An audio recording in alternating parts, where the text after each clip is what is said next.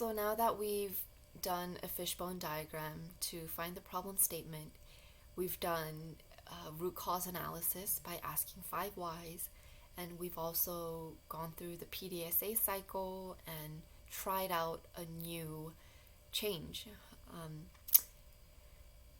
the dry weight cards. And so now it's time to consider the stakeholders and perform a force field analysis to see the pros and cons of making a change, the pros and cons of integrating the dry weight cards into the unit and making it a regular part of the workflow.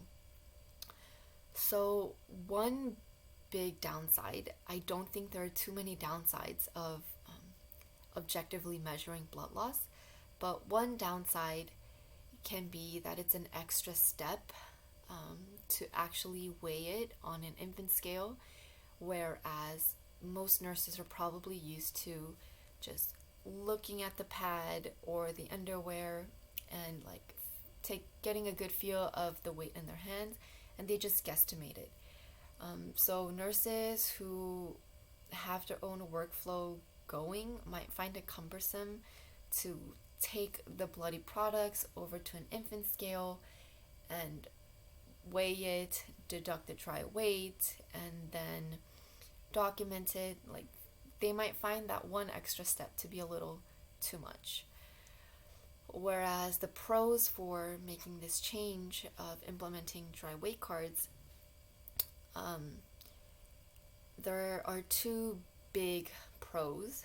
One is that the QBL can lead to an early diagnosis of postpartum hemorrhage, and early diagnosis usually means early treatment, as long as there are no delays, like looking for blood tubings. So QBL can lead to early diagnosis of PPH. That's the first big pro. And the second pro is kind of related to that. It's that the objective measurement of a QBL rather than estimated blood loss of just looking at it, an objective measurement is much more precise and accurate, and there is no room for discrepancies. If a pad weighs 500 grams, then it's 500 grams, meaning 500 ml. And nobody can be like, no, I think this is a little lighter than that. No, I think it's a little heavier. No, that objective measurement is right there on the scale.